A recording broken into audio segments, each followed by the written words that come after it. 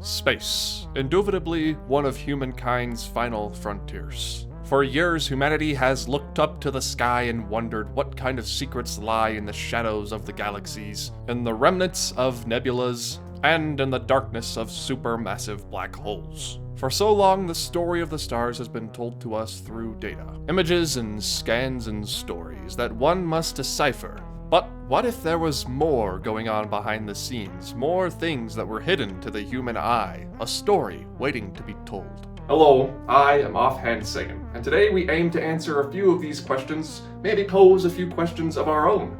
How does one get a mountain into space? And what does a roller coaster have to do with a ghost galaxy that has seemingly come to life before our very eyes? These questions and many more will be posed and answered on today's episode of Offhand Cosmos. We'll begin like we do in any other attraction by entering a queue or a line, unless you have the Genie Plus pass, in which case you can just walk right through. But for today's video, we will wait the full 90-minute standby for Walt Disney World's Space Mountain. Please join me over in this direction.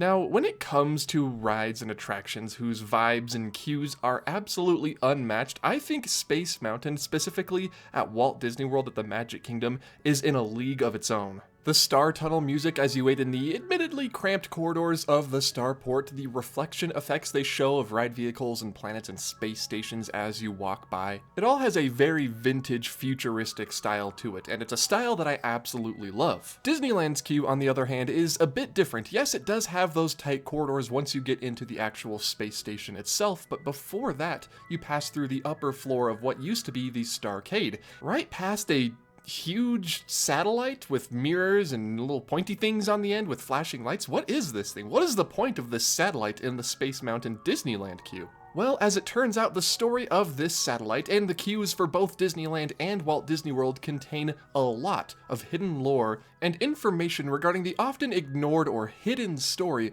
of the roller coaster that you are about to embark on. Now, when you board your rocket ship on Space Mountain, you may think you're just boarding an indoor roller coaster type attraction that includes sudden turns, drops, and stops, with little to no story to help build up that roller coaster, but you couldn't be further from the truth.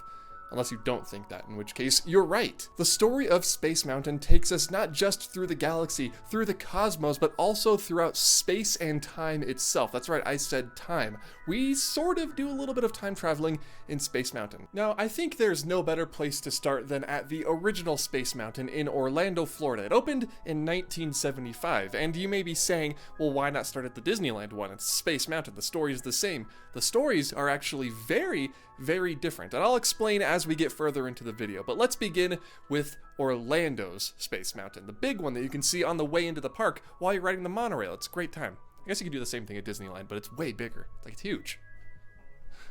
Like twice, 3 times the size. Now, okay, Disney World's Space Mountain is impressive, but unlike its twin over at Disneyland, the story doesn't begin in any extended queue. The story only begins when you enter the white dome structure, not known as Space Mountain. Instead, the actual building itself is called Starport 75, as seen on the display when you first enter the building. It's a giant starport, or like an airport, for the, stars. Now, the name Starport 75 is important here. Not only is it a fun little Easter egg to the opening year of Space Mountain, 1975, but it also differentiates it from Disneyland Space Mountain. In a similar way to how one would visit an airport to travel around the world or around the country, or just to go on a vacation, one would visit a starport to travel the galaxy, to travel the cosmos, also sometimes to go on a vacation. Starport 75 being the place where you can catch different rockets to different destinations all over the universe. This is evidenced by actually the exit of Space Mountain, where guests on their way up and out of the attraction pass by different destinations that you can take your rocket ship to that Starport 75 flies to.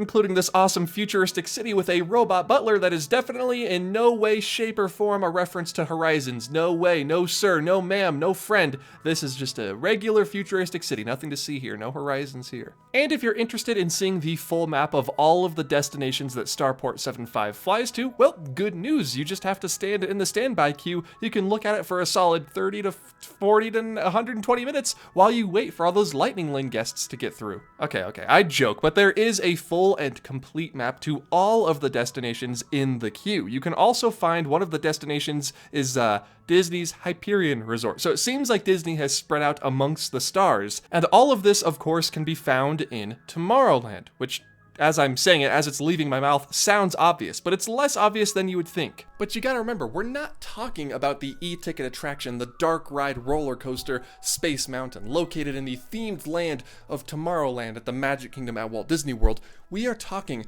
about the real city of the future that actually exists as a sort of transportation hub with the Wedway People Mover and Starport 75 in the real city of Tomorrowland. We're not talking about a fake attraction. We're talking about a real place where people go to get out amongst the stars and go to the, I don't know, the coral reef seas of Pisces 2000. What does the guy say on the People Mover? Let relaxation wash over you at the most refreshing retreat in the galaxy, the coral moons of Pisces 7. You H2O it to yourself. Book today. Yeah, the coral moons of Pisces 7. Yeah, that's where I want to go on vacation. Go to a coral moon. Is the moon made out of coral? Is there coral on the moon? Is it like a big coral reef that's the size of a moon? They're going to have to get really descriptive with these planets in the upcoming movie adaptation that is actually happening, unfortunately. I'm tired at this point. So whether you are going to the coral moons of Pisces 7 or Disney's Hyperion Resort, Starport 75 has you covered. It's also why I think they play such relaxing, almost like jazz music when you first walk in, and it's also why there is a connecting services and connecting stations board when you first walk in. Okay, so we have that established. Starport 75 at Walt Disney World is a hub of transportation for people who are traveling throughout the universe, but that doesn't answer where we as guests are bound for, what our destination is when we board those rockets on Space Mountain. What exactly is our destination? How do we get there, and why do we end up arriving back at Tomorrowland? Well, I just answered the question right there. We're not really going anywhere. It's more of a tour of the cosmos. Think of it like a trial run or a sample. We are seeing just what Starport 75 and Space Mountain can do without actually going to one of these alien planets. We arrive back at the space station at the end of our intergalactic joyride. And that's really exactly what it is. It's a joyride. It's not a mission. We're not going to the coral moons of Pisces 7. We're just going back to Tomorrowland. Which, when you think about it, isn't all that interesting. They could have had a really cool post-show where you exit out onto this alien planet and then, I don't know, maybe get beamed somehow back to Tomorrowland on Earth. But that's sort of way blue sky, armchair Imagineering type stuff. This is actually what we ended up getting, and it makes sense. I'm sure if Space Mountain opened today, there would be someone complaining about how we don't go to an alien planet. But in the broader context of the story of Disney World's Tomorrowland being all about transportation, I think it makes thematic sense. Personally, that's just me. But before we move on to Disneyland's version of Space Mountain, because that's about all there is to the story of Walt Disney World's, I do want to look at that connected stations board that I showed earlier, because this gives us a little bit more of an insight into what's going on around Tomorrowland. We have at the top the, in my opinion, less interesting active lunar stations with Peary Rocketport North, C. Ingenai Wedport, which obviously WED, W-E-D, Walter Elias Disney Imagineering, TRNQ Armstrong Interplanetary, obviously a reference to Neil Armstrong, the first man on the moon, and Tranquility Base. Tranquility Base being the site on the moon where the original Apollo 11 moon landing occurred, so I'm assuming there's just a giant white domed structure on the moon with a little, Apollo 11 museum at the site where the original moon landing happened, which is kind of silly. Clavius 2K1, Tycho Metroport, Atkin Base South, Copernicus Lab Complex, and the Verne Settlement 28. Verne obviously being a reference to the author Jules Verne, and if you're going to think about Disneyland Paris, hold on. But then you have the much cooler kids club right below it. You have Tomorrowland Station Mark 1, or I guess MK1, Magic Kingdom 1. That's the one we are currently in right now. MK for Magic Kingdom Space Mountain. And then below that, we have TL Space Station 77. That's Disneyland Space Mountain. We'll talk about that in a second. Discovery Landing Station, Paris, obviously a reference to Disneyland Paris's Hyperspace Mountain, better known and more coolly known. Well, I prefer to know it as Space Mountain Mission 2, or some even prefer to know it as Space Mountain from the Earth to the Moon. It really just depends on what year you're born in. Below that, we have Ashita Base Tokyo, a reference to Tokyo Disneyland Space Mountain, which is due to be demolished next month to build a brand new, bigger, better, and kind of cooler looking version of Space Mountain. We'll see what kind of lore that contains when it's complete. And then below that, HK Spaceport E-Ticket. Space Mountain's an E-Ticket. It's a nice fun roller coaster. And HK, Hong Kong Disneyland Space Mountain. Although that one is also a spaceport. So not a starport,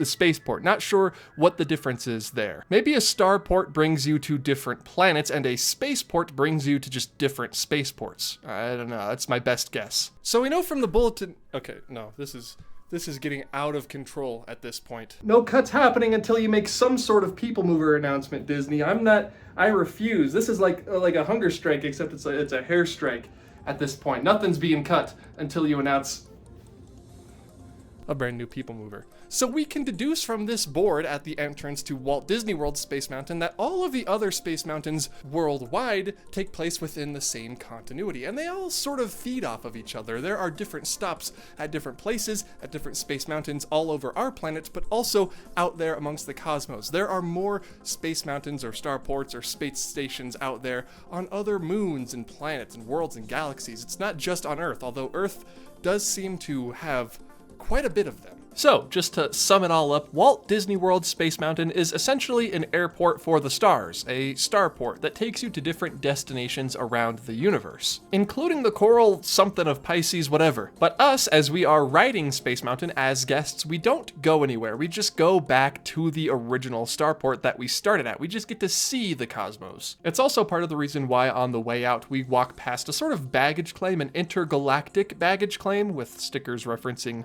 old Epcot attractions. There's a lot of horizons here. And as far as I know, up until this point, there isn't a single Space Mountain in the world where you leave the Earth station and then arrive on a different planet station. You always go back to the one that you originally entered through, just because, it'd probably be a lot of unnecessary expense to build an entire secondary Tomorrowland area based on a different planet that you'd have to ride Space Mountain to get to, and then probably have to ride a different version of Space Mountain to get back to the original Tomorrowland, although that would be cool. You just stay where you originally took off from. But there is one last thing I want to briefly mention before we move on to Disneyland's, and that's the X-1 class spaceship that we see during the Lift Hill sequence of Walt Disney World Space Mountain. And I want you to keep its general look in the back of your mind as we move on to Disneyland. Okay, here we go.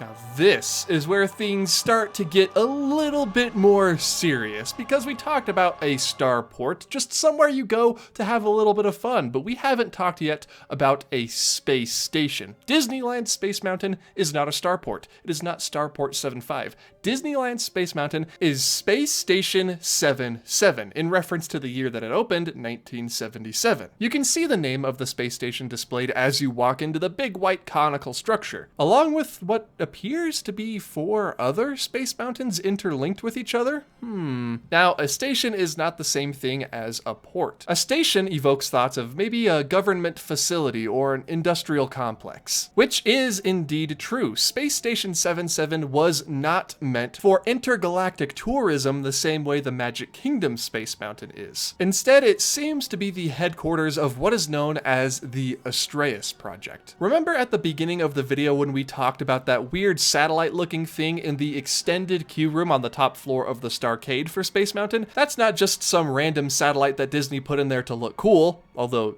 it does look really cool, and they probably put it in there first and foremost to have something to look at. That is the Astraeus telescope. Now, what is the Astraeus telescope? Well, for reference, think of the real-life, actually existing space telescopes, like the James Webb. While the silhouette of these two telescopes don't really match up, they do have parts that correlate if you look closer, like the gold-plated primary mirror. These are meant to capture the invisible to our eyes faint infrared light that some planetoids and stars give off. That way, the telescopes are able to produce pictures like this. This was taken by the James Webb Space Telescope. The Astraeus project and the Astraeus telescope aren't actually real. And it's really cool to just see how detailed these images are. You can just keep zooming in. The quality is absolutely insane. But story-wise, if you're standing in the Space Mountain extended queue, look to the left, the opposite side of the room from the Astraeus telescope. You'll see some of the pictures that it has taken in its different voyages. And below it, a plaque referencing to the project that it's all a part of, the Astraeus project. Little quick side note, these displays, those little sort of viewing portholes that you can see these pictures that the Astraeus telescope took,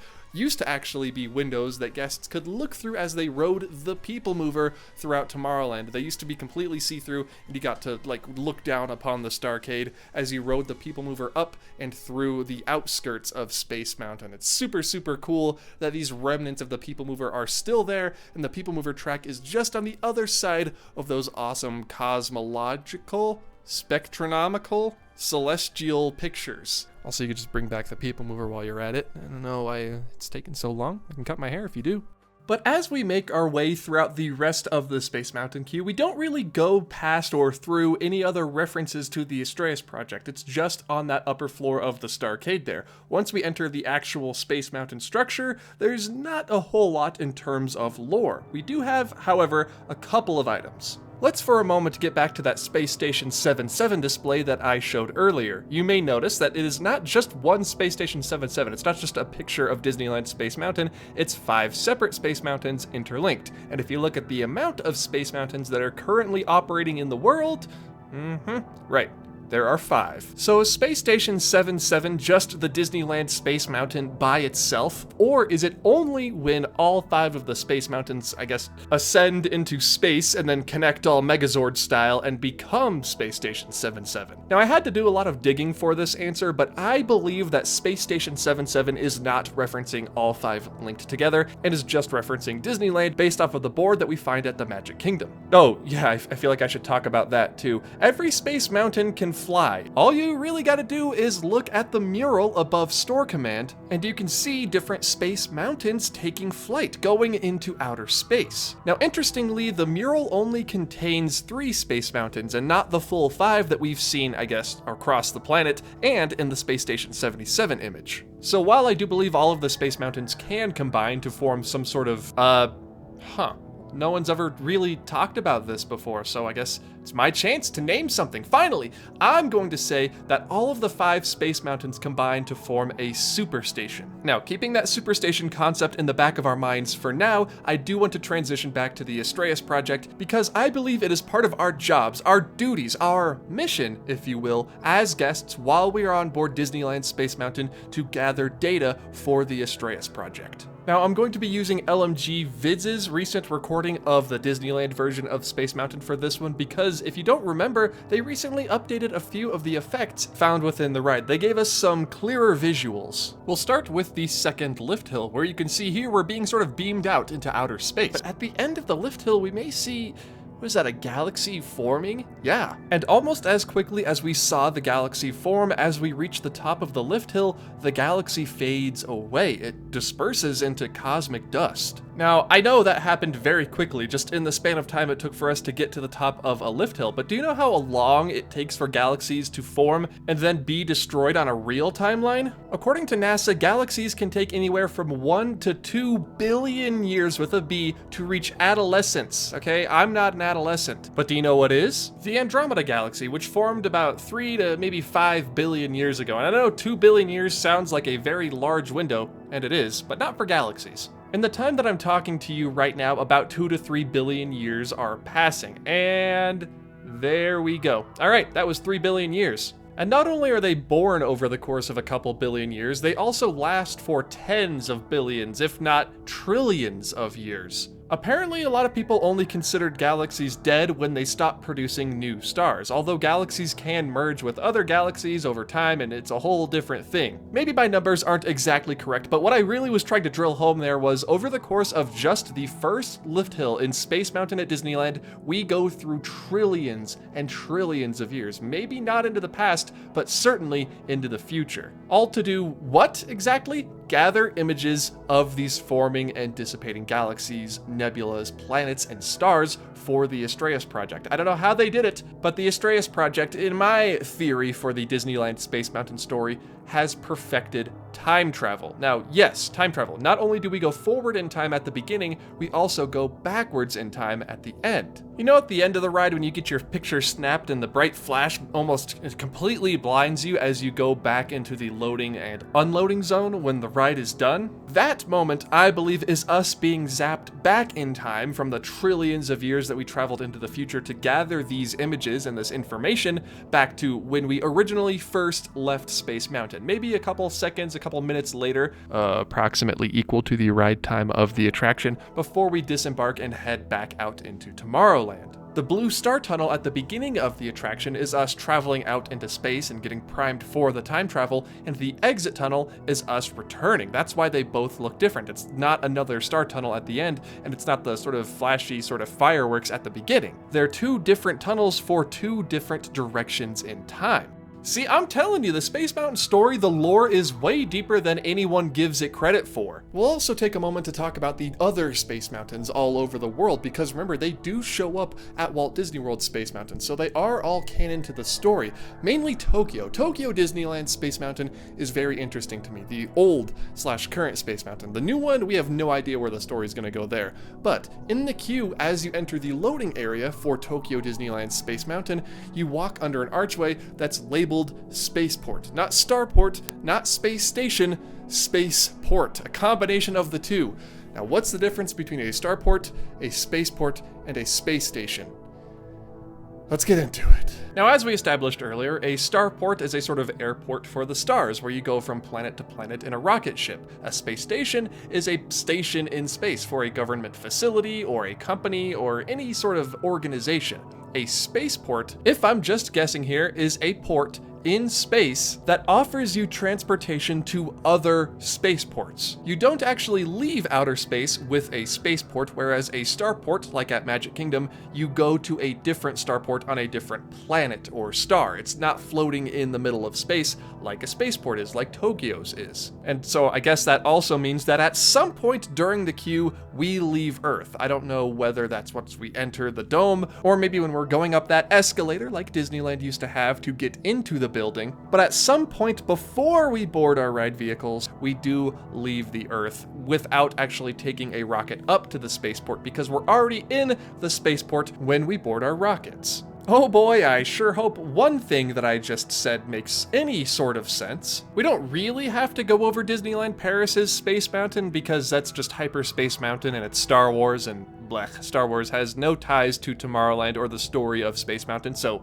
skip! And Hong Kong's, I feel like, unfortunately, is the least interesting of our different Space Mountain options, because like Paris, it's now essentially permanently Hyperspace Mountain, Star Wars themed, which is great. We love losing Space Mountain theming. But in its pre-Hyperspace Mountain form, and it was just regular Space Mountain, it was essentially a carbon copy of Disneyland's, just with a few practical asteroids thrown in there for more ambiance. It even used the same soundtrack as Disneyland Space Mountain. You know, the soundtrack that was written specifically for the track to move along with the different turns and drops and beats of the ride. That's how similar it was. It even has the whole galaxy forming thing at the beginning of the attraction and the flash camera sort of slow down, travel back in time tunnel at the end. So I'm gonna say for this one, the Hong Kong station is just also gathering images and intel and I guess data for the Astraeus project, since it and Disneyland are so similar. Returning though very briefly to Paris's Space Mountain, specifically Space Mountain Mission 2, that storyline did tie in with the other Space Mountains, the other 4 Space Mountains. Space Mountain Mission 2 was meant to take riders, quote, beyond the moon to the very edge of our universe. Mission 2, I believe, was sort of a sightseeing tour similar to the Magic Kingdoms, because at the end of the attraction, you would pass through what is known as a hypergate for your return to Earth. Now, the hypergate is a unique piece of technology that is only found at the Paris Space Mountain. I do not believe the ending to Hong Kong or Disneyland Space Mountain uses a hypergate. They do look different, but I imagine the general use of the technology is somewhat the same. One is just meant for employees or agents, like at Disneyland, and one is meant for tourists, like at Paris. But now it's time to get into the spooky part of this video. My friends, we've talked about Space Mountain at Disneyland, Walt Disney World, Hong Kong Disneyland, Tokyo Disneyland, and Disneyland Paris. But did you know that Space Mountain used to, back in the day, have a overlay called Space Mountain Ghost Galaxy? Now it's just all hyperspace this, hyperspace that. But back in my day, back when I was a youngin', we used to get spooky Space Mountain during the Halloween season, and we liked it. We liked being scared while going on a roller coaster in the dark. For some reason, they just stopped doing it. But I feel like it's important to mention the story of Ghost Galaxy here because it does tie into the overall arc of Space Station 77 and Disneyland. Let's begin. Our story begins on a dark and stormy space night aboard Space Station 77. Everything seemed normal around the space station until late at night, a strange cosmic storm swept over the entire facility, knocking out comms and disrupting video signals. It was then things started to go very, very wrong. Mysterious nebulas that had never been reported or charted in that area of space began appearing outside the windows. Strange ghostly phenomena and apparitions began to grip the station, so the man in charge, whoever he is, we don't have a name yet, decided to send out his best team of agents to investigate. That's us, by the way. After setting out, we noticed the galaxy that we've seen dissipate and reform hundreds of times is actually part of a much bigger nebula, one that looks mysteriously like a skeleton. He hijacks the launch and shocks us before we are shot out into space in pursuit of the skeletal nebula, or at least that's what we think. Soon, the pursuers become the pursued. Soon, we are racing throughout the cosmos to return back to Space Station 77 while the mysterious nebula pursues us. What are its goals? What are its ultimate aims? I don't know. I don't think we ever actually find that out. But after slowing down and returning back to Space Station 77, everything seems normal until we see one last glimpse of that ghostly nebula before we return back to the loading station, back to the hangar of Space Mountain. Now, Ghost Galaxy is a very unique take on Space Mountain. It adds a layer of horror on top of what already exists as a pretty cool, if maybe a little nerve-wracking roller coaster since you're in the dark. And honestly, I think it's a shame that Disney doesn't move forward with bringing this overlay back every Halloween season. I am here arguing in favor of an overlay. That's how good Ghost Galaxy was. I don't often like a holiday overlay. When I do, it's usually Living with the Land related, but Ghost Galaxy is just too good. Now, there are other seasonal overlays for this ride like Holiday Run at Walt Disney World or Rockin' Space Mountain back at Disneyland, but these I would safely consider to be non-canon. They're just fun little music/lighting overlays that take over the space for a certain amount of time. They don't have anything to do with the wider story. I'm not saying that these overlays are bad, I'm just saying that they're not part of the interconnected story of all the space stations and starports and spaceports. So there you have it. Everything I've been able to put together through the little bits and pieces of queue theming, that's essentially all this is built off of,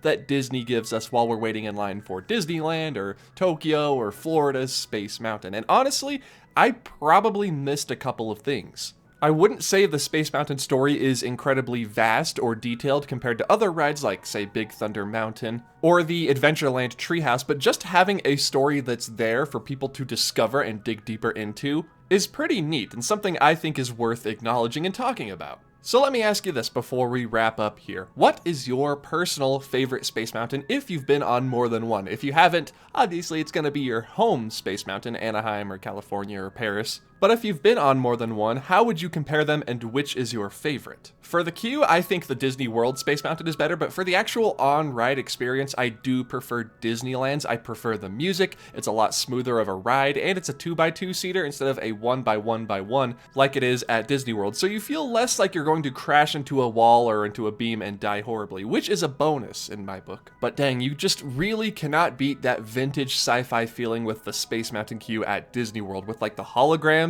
that'll show different scenes as you walk past them. That's all physical. I love the Space Mountain queue at Disney World so much. It holds a very special place in my heart. But now, my friends, I think it's time to tune back in. Today, we have discovered stories from our past, legends from our future, and technology and science and innovation of our present. But many mysteries still remain. What is the shadowy organization in charge of Space Station 77? And for what purpose is the Astraeus project being ran?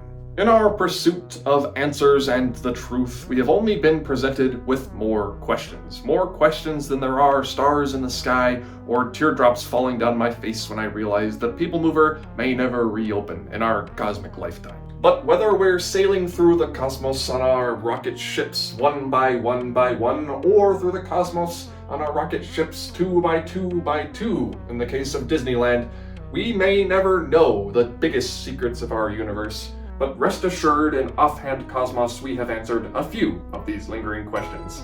I've been Offhand Second, and I'll see you next week.